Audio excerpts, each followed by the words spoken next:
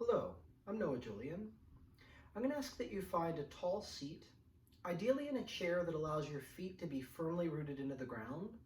You can also feel that your sitting bones are pressing down into the chair, so that this will allow your spine to grow nice and tall, as if you have a cord that's extending from the tailbone all the way up through the crown of the head. So once you have this tall seat, I'm going to ask that you bring your attention to your breath. My teacher, Naveen Makan, often uses the metaphor that if you were playing a musical instrument, the first thing you would need to do is tune your instrument. And we can think of the working with the breath, at least tapping into the capacity of breath, as our ability to make sure that our instrument, our physical vehicle, is in tune. So I'm going to have you bring your attention to the front of your lungs. With your next inhale, see if you could feel the breath expanding in the belly and the chest. And when you exhale, you can allow the lungs to deflate so that you'll feel where the belly and the chest deflate a bit. And if it's helpful to have the hands on the abdomen and the chest, you can always place them there so that you could feel where the inhale expands, belly and chest evenly and equally. And the exhale, you'll feel them deflate evenly and equally. And for right now, that is tricky to find. Just imagine that it is possible for the inhale to expand belly and chest. Exhale will empty out in that same manner. So I'm feeling my diaphragm push in both directions to expand in the front of the lungs. You can keep the eyes open or closed for this. I'm going to have you bring your attention now to the back of your lungs. So you're going to feel your next inhale as if it is expanding into the lower back and the upper back equally. And with the exhale, it'll deflate in that same manner.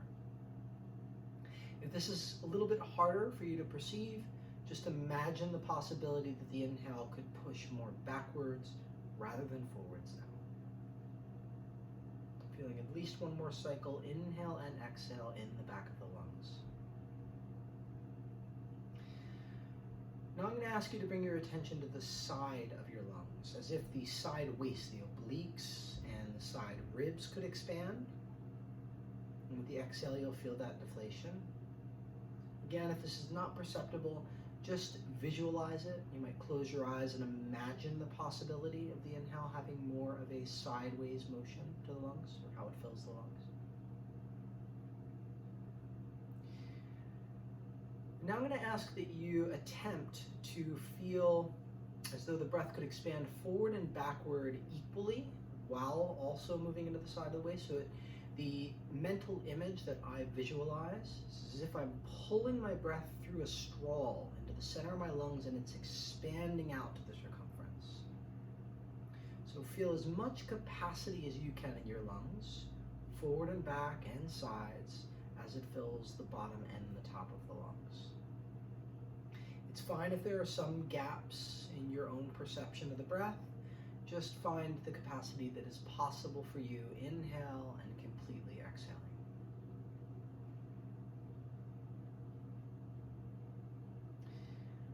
Now I'd like to start to establish a rhythm to our breath. So we've worked with capacity for a moment, and breath in many ways will be the rhythm that guides the tempo of movement.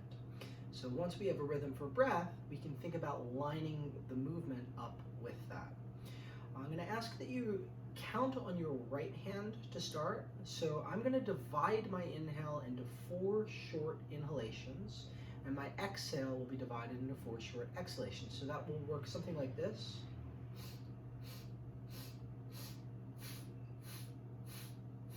Where I'm filling each of the 4 up to capacity, and then I'm exhaling each of the 4. If you lose the capacity of your lungs that you just worked on, that is okay now. This is a different exercise.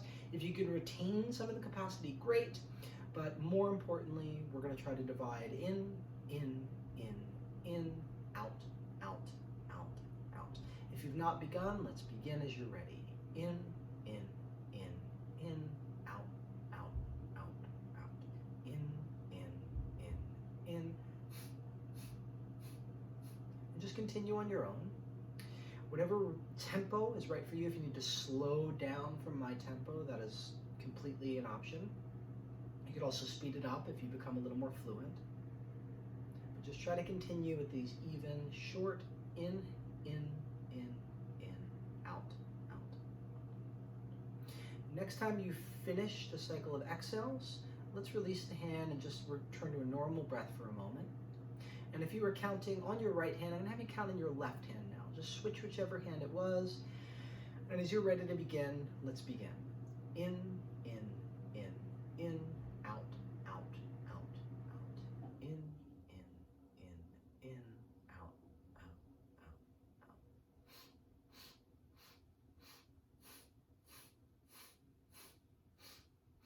Keep going.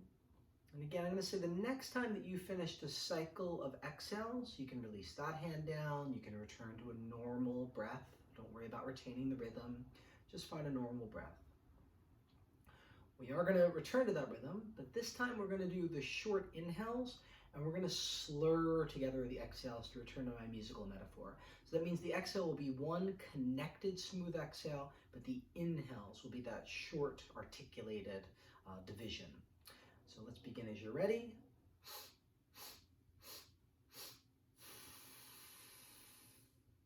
In, out, 2, 3, 4. In, out is smooth. Continue. It can be your own rhythm, your own tempo, but try to maintain this rhythm. And then the next time you finish the cycle of exhales, you'll release that hand. And if you were counting on the right hand, we'll move over to the left. And you can begin as soon as you're ready. In, out is smooth 4.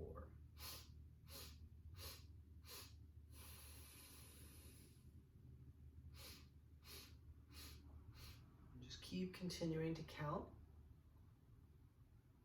Try to maintain that rhythm and moving with the tempo that is correct for you. Next time you finish the cycle of exhales, release that hand. And then we're going to go back over to the right hand again, and we're going to reverse it. So this time we are taking a smooth inhalation, and the exhales will be the short, divided, separated, counted exhale. So that'll start something like this.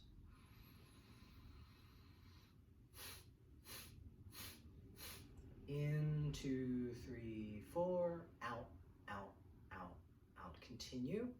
If you've not begun, you can continue that connected inhale, short, divided exhales. Remembering to maintain your tall spine erect to the ceiling. 1 or 2 more cycles.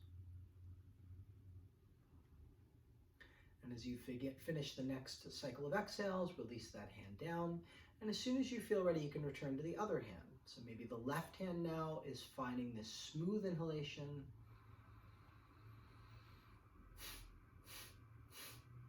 And continue at a tempo that works for you, trying to make the rhythm as even as possible.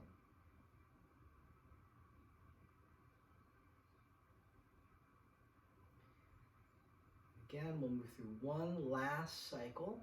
And when you finish the exhales, you could release the hand down. This time you could do it with the hand or without. I'll let you choose. If it's helpful to keep a count in the body, you might count through each finger, or you can tap the hand. If you lose track of your count, I highly recommend having a reference. But if you feel that you can maintain that count throughout, you can tap a hand, tap a foot, or just internalize it in the body. This time the inhale and the exhale will both be smooth. So you're trying to maintain the rhythm that we worked with, but everything is now connected.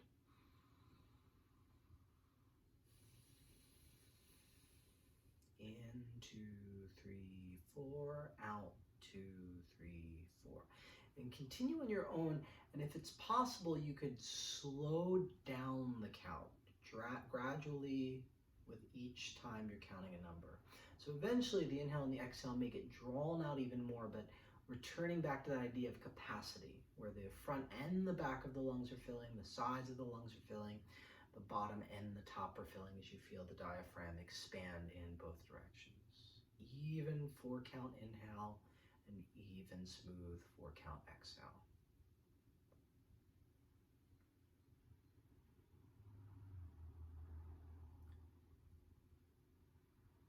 And if the eyes are closed, I'm going to ask that you open them. We're going to try our best to maintain some semblance of the rhythm that you found.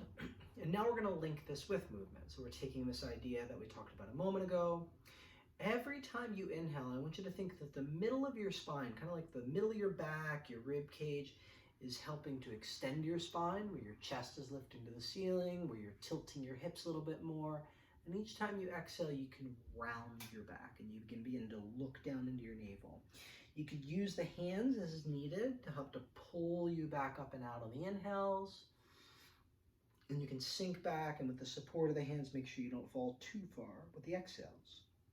So every inhale is finding this extended spine that's referred to as cow pose in yoga, and every exhale is finding the flexed, rounded spine that is referred to as cat pose in yoga.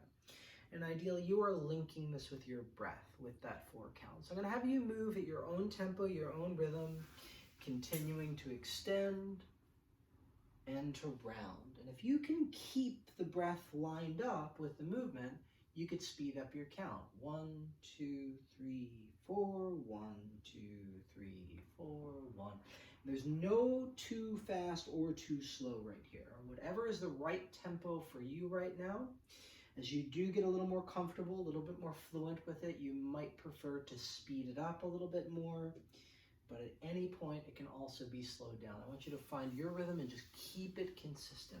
Try not to stop as you continue to move through extended spines on inhalations and rounded spine on exhales. We're going to go for a few more. So depending on how fast you are going, we'll say anywhere from the next 1 to 3 cycles. We're going to stop after an exhale.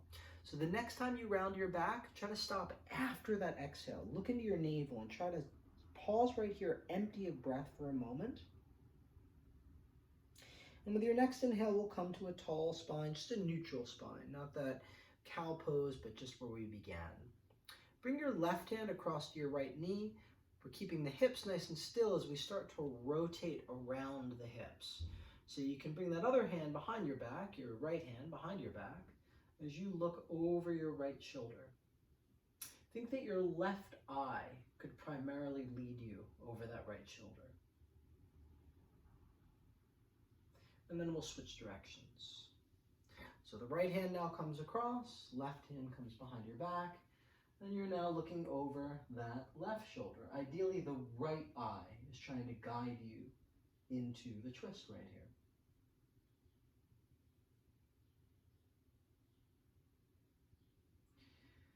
Let's bring it back into the center. And since now you're familiar with that first technique, we're going to move right back into it. So at your tempo, you start to find inhales where you're lifting the chest and exhales where you're rounding the back. So continue on just as you did before, inhaling and exhaling. You've been here once. So maybe now you can think of the metaphor that if you went out for a walk, as you get a little bit more comfortable with the movement, you can start to move into a jog. So if you feel more comfortable moving into that pacing of the jog, you can start to move into the jog. You can even start to run. And I'm not counting anymore. I counted that first round to make sure it was even. Now I've internalized that idea a little bit. So I more just want you to make sure that the breath and the movement are lined up and that you continue to move through it as fast or as slow as is appropriate for you. And depending on how fast you're going, we'll be moving anywhere from the next 1 to 5. We're going to do that same thing we did last time, where you stop after your exhale. So the next time you're in the exhale, stop. Look into your navel, hold yourself empty. Try to pull your navel into your spine as much as you can while you're staying empty for 3, 2, 1. And on your inhale, we're coming tall to a neutral spine as we began. Again, left hand's coming across, right hand is coming behind the back, and you're looking over your right shoulder out of your left eye. Let's imagine that every exhale could turn deeper and every inhale could get taller.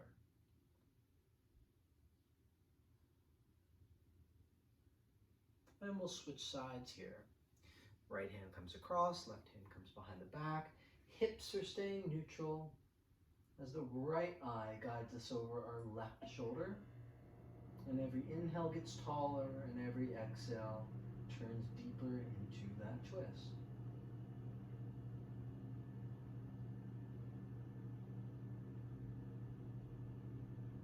And we'll bring it back into the center. Good. So we've tuned our instrument. To go back to our metaphor, we found our rhythm. Now I want to think that we're going to move through some mobility circles. I use the metaphor here almost as if you were going to play scales. If you were, again, playing music, you'd tune your instrument as the first thing, and then you'd have to know what scales are possible for whatever pieces you're going to play. So our scales are going to involve our different joint connections, starting with our spine first. We have 7 cervical vertebrae, and we're going to focus on one specific range of motion right here. Let's start with keeping the spine erect while we only bring the chin to the chest. As far as you can down, and you lift your head as far up as you can until you're looking at the ceiling. So the most exaggerated yes ever. Let's find that again, where we bring our chin to our chest, looking down at the ground without rounding any of the rest of the spine. And then we'll look all the way up toward the ceiling. Good, let's look neutral. Now let's rotate the spine. So we're going to look as far to the right as we can without the chest turning like we did on that twist a moment ago. We're just looking to the right. And then we'll look as far to the left as we can. No turn through the shoulders or through the chest, only the neck. Let's take it over to the right. And over to the left. So this was rotation that we moved through. Let's look straight ahead. And now let's work on side flexion. So instead of rotating, I'm going to drop my right ear to my right shoulder. So drop that right ear to the right shoulder. You might even pause here for a moment because you might find that you get a little more range after a moment of being here. And then left ear to left shoulder. Keeping the spine tall. The tendency will be for the oblique, for the rib cage to sink. Really try to keep it nice and tall. Right ear to right shoulder once again. And we'll bring the left ear to the left shoulder again. We're just going to pause on this second side, because we're going to connect together this movement with the first one that we did of the yes. So I'm going to roll my chin to my chest till we're looking at the ground.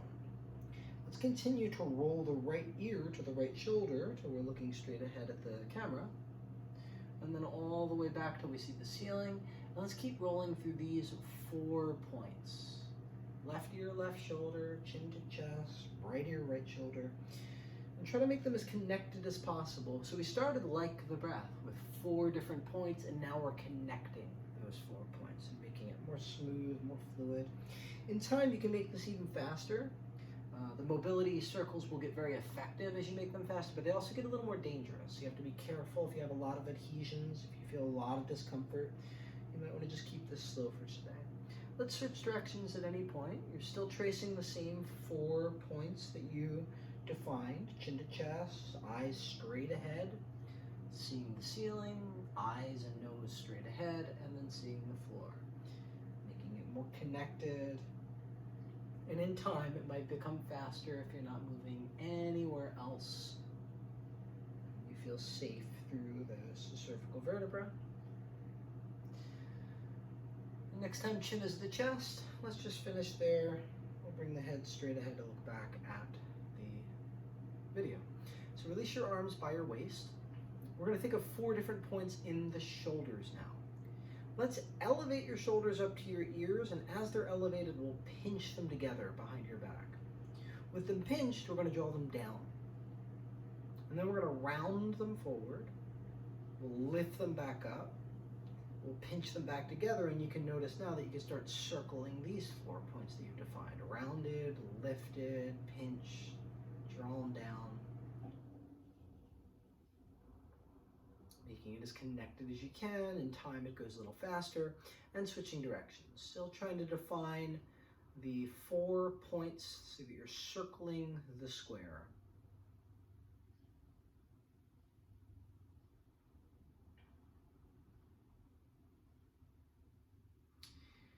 And then we'll release that. I want to do one more motion at the shoulders while we are here. We're going to work with reaching the arms forward and up. And as you reach forward and up, I want you to think that your biceps are trying to turn out away from your chest. And then even the shoulders, the deltoid, is turning out away from my sternum. This is an external rotation as we reach up toward a flexed shoulder position. We're going to bring the hands back down. And when they're alongside the torso, we're going to rotate the other way through the shoulders, through the biceps, so that we're rotating internally as we reach the arms up behind us into extension. And then again, we'll bring them alongside the torso. We'll start to rotate externally as we reach up toward the flexion. It's not just my hands, but it's really my shoulders that are rotating this action. And we'll bring them back down, and when we cross the torso again, I'm going to have you rotate internally to reach back behind you into extension. And we'll release the arms down. There's a lot more that we can do with the shoulders, just like the neck, but we're going to, for our purposes right now, we're going to move on. Elbows primarily only bend and straighten. So let's just work on that. How much can you bend? Can you touch your shoulder with your hands? And then we're going to extend them until they're fully straight and bend them as far as you can, nice and evenly and fully straight. So you could simply just work on this, extending and flexing. There is a little bit of side-to-side lateral motion that you can find. It's a little tricky, but if you're able to turn this into an oval, you could think of coming in as you move out and coming out a little bit as you bend. So this might not work. It's fine if you just continue to bend and straighten, but if you're able to find the oval, add it in. Let's reverse it. So that if you were moving the circle, now it moves out before you straighten, and it moves in before you bend. And it's not a circle because the elbow doesn't have that same range of motion that we worked on in the shoulder, nowhere near it, but you can still explore what is possible there. Let's move to our wrists. The first wrist circle I would like to do is we're going to interlace your hands till your wrists touch, and we're going to keep that connection while we point the pinkies down to the ground, middle fingers to the left, thumbs to the ceiling, and middle fingers to the right. And then you're just circling those 4 points, making them more connected and more fluid. And you've gone in one direction, so we'll switch and go the opposite way.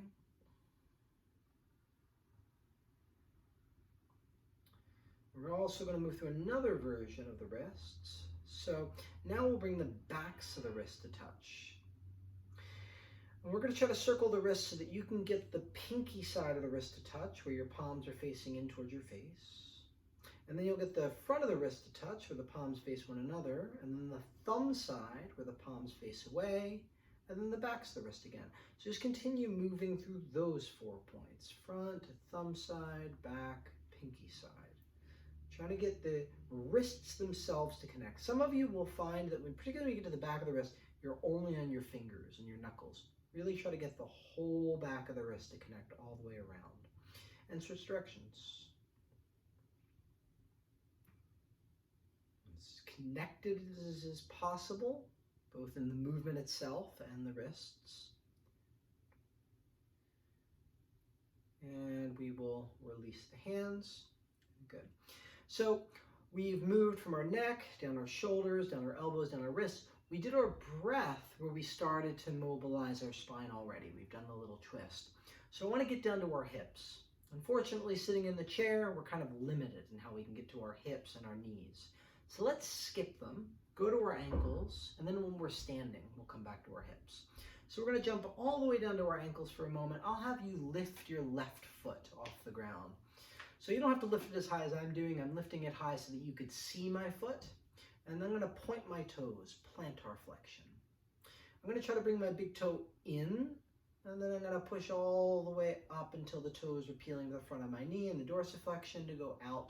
And now you're tracing those 4 points. Nice smooth circles, big circles all the way around. I'm going to make it a little bit clearer. There we go. And you're really feeling this move, particularly from the ankle, from the back of the ankle, not the toes so much. I'm saying toes is shorthand, but we'll switch directions. Tracing that nice full circle and trying not to drop back in your chair while you're doing this. It'll be easier if the foot's a little closer to the ground. I lifted mine up just so you could see me, but it'll be easier if it's a little bit closer. And release that down, and we'll switch sides. So once you have the other foot up, again, you're moving into the point, you're moving in to go up, to go out. Ooh, I need to move my ankle. I can hear it popping away over here. I'm trying not to move too much through the rest of the leg so that I can really target the ankle. And then we'll switch directions. In, down, and out.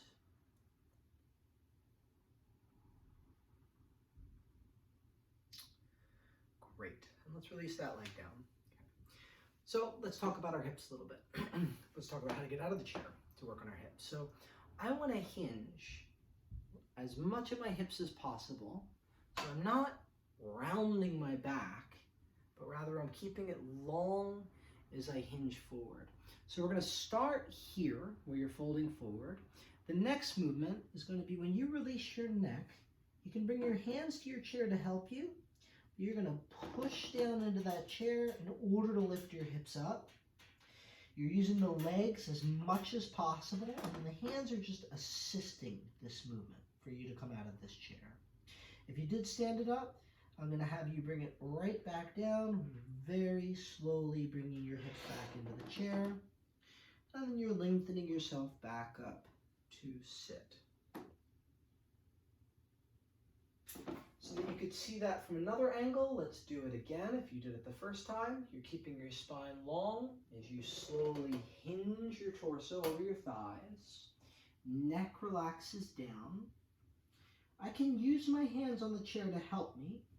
As much as possible, my legs are doing the work though. Feet are pushing down, butt's lifting up, and the hands are only assisting as much as is needed for you to get those hips up out of the chair.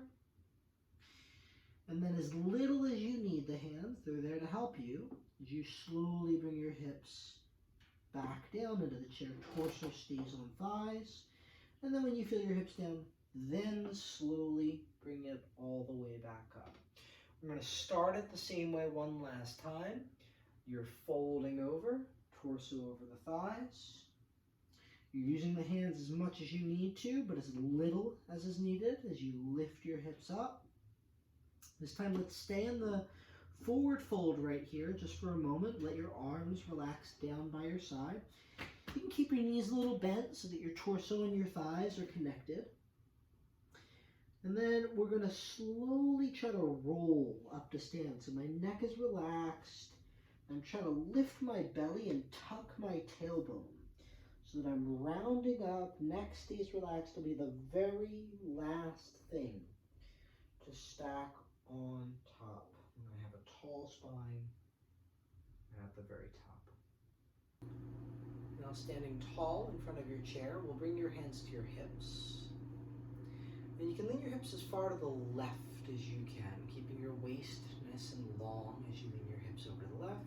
We'll trace them back behind us to go over to the right, to come all the way forward. We're just continuing these circles in this direction, over to the left, back behind you, over to the right.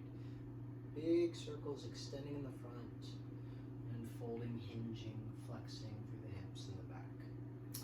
And then switch directions. Hips are now going over to the right, keeping the waist long, back behind the left at your own pace, full circles all the way around.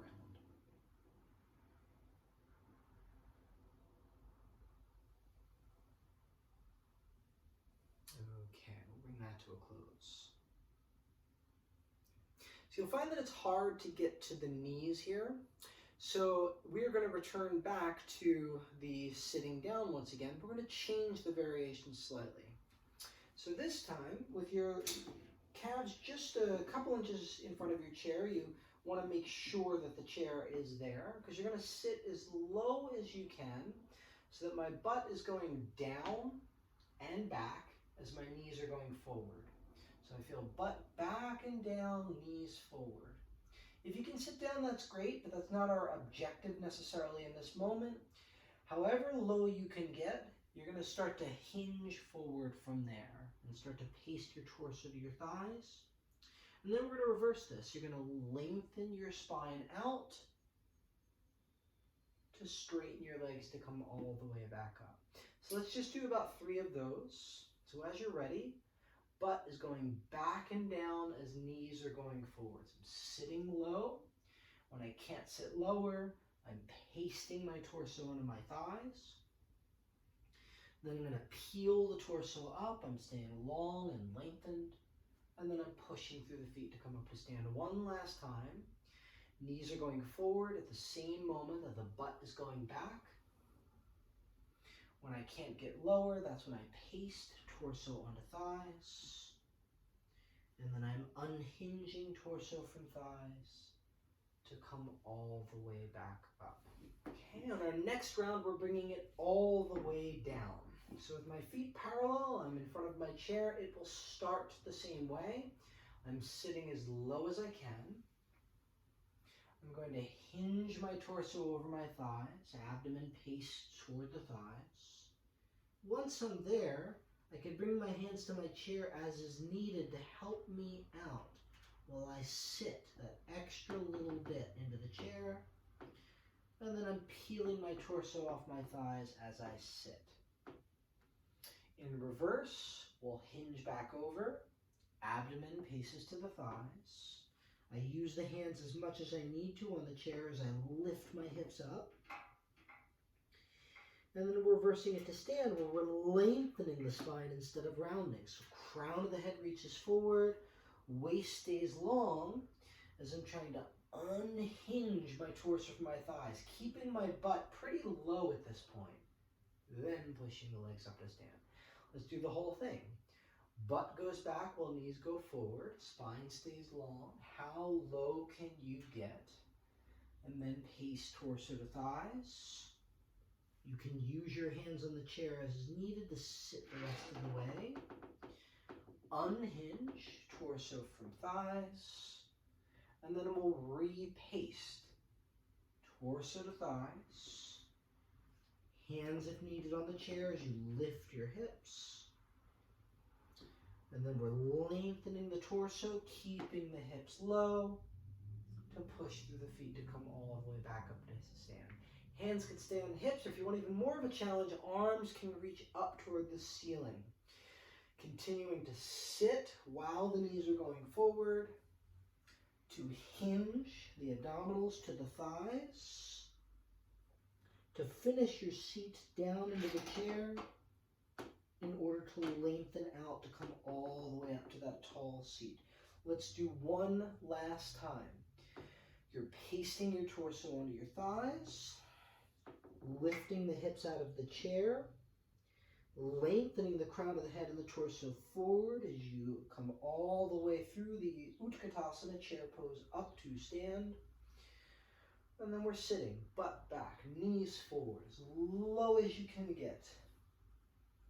Then we're pasting torso to thighs, sitting the rest of the way if you were not, unhinging all the way up to sit, release the arms. Let's bring your left hand to your right knee, right hand behind the back, and we will twist here. As you look over that right shoulder, hips stay stable. And we'll switch sides. Left hand comes across, right hand comes behind, and you're looking over the left shoulder.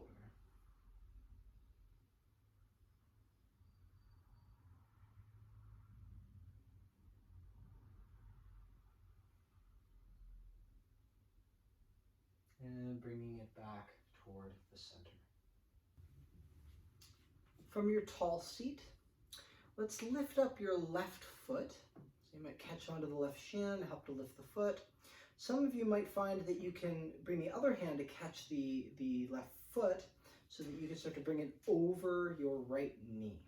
If you can't get it all the way, it can just hang out in space where you're just trying to externally rotate here at the hip.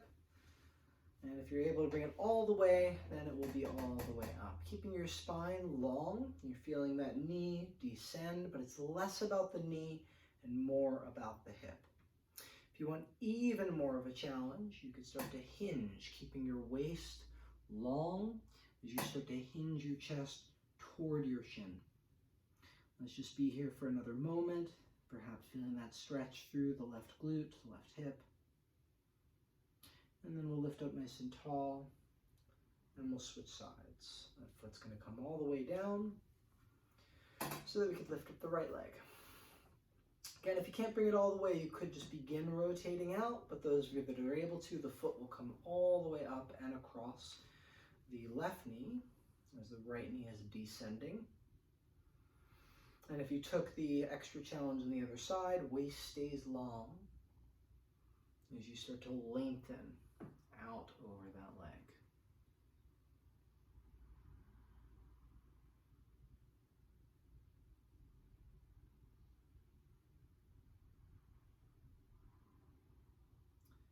And let's bring it up nice and tall. And then we'll end where we began, where both feet are firmly rooted into the ground. We're feeling both sitting bones press down into the chair. And let's lift your right hand so that your thumb could rest on your left nostril while you inhale through your right nostril. Then when you're ready to exhale, close that nostril, open the thumb, and exhale through the left side, through the other side. Sorry, through the right side. Your thumb will close, you'll inhale through the left. Finger will close, you'll exhale through the right. So every time the thumb closes, you're inhaling. Every time the finger closes, you are exhaling.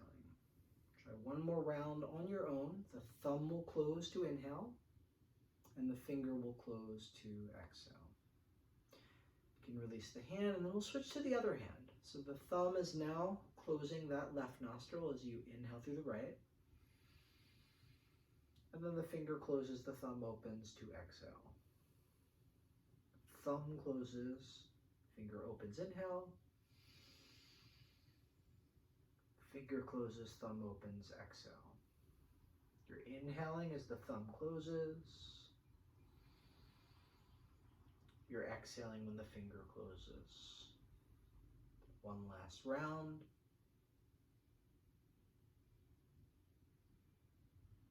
And releasing the hand. Let's come back to our right hand. And this time we're only going to switch when it's time to exhale. So that means your thumb closes to start, same way, you're inhaling. And we switch to exhale. But then we're going to stay here to inhale. And we're only going to switch when it's time to exhale. We're staying here for the inhale. And we're only switching for exhales. Continuing on your own, staying to inhale, switching to exhale. So you can keep the eyes open or you can close them. I'm just going to move through a few rounds where you continue this rhythm of your breath. You continue this sequence of your breath.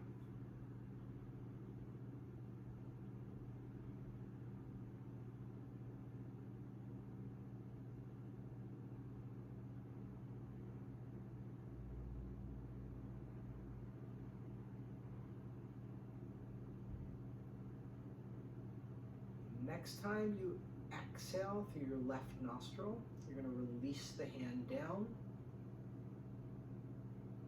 And imagine that you can go right into that alternate nostril breathing once again.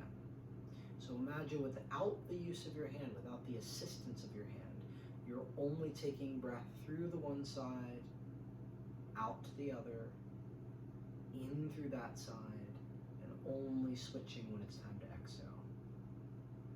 Again, this might purely be your imagination, much like some of the early breathing was. But just see if you can keep that focus.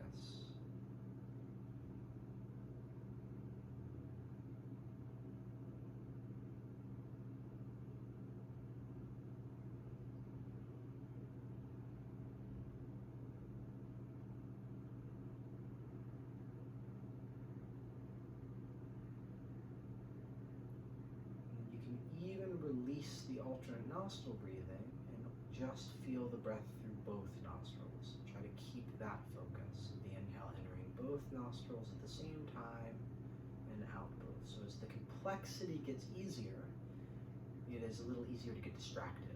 See if you can keep bringing the attention back to both nostrils inhaling, both nostrils exhaling.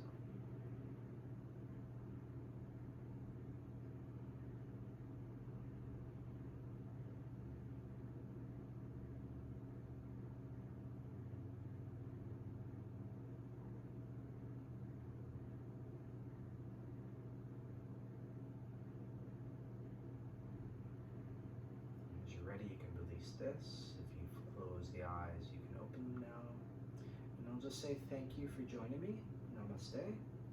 And keep your eyes out. I will be adding more videos. I'm going to call this a level 1 that should be accessible to anyone that is able to stand up out of the chair and is modifiable. So those of you that can't get out of the chair, you can very simply skip the section of us standing up and just associate the hinges themselves staying in the chair. So it's a very modifiable level 1 class. And I will be planning to add what I'll refer to as a level 2 in the near future. Thank you so much for joining me. Namaste.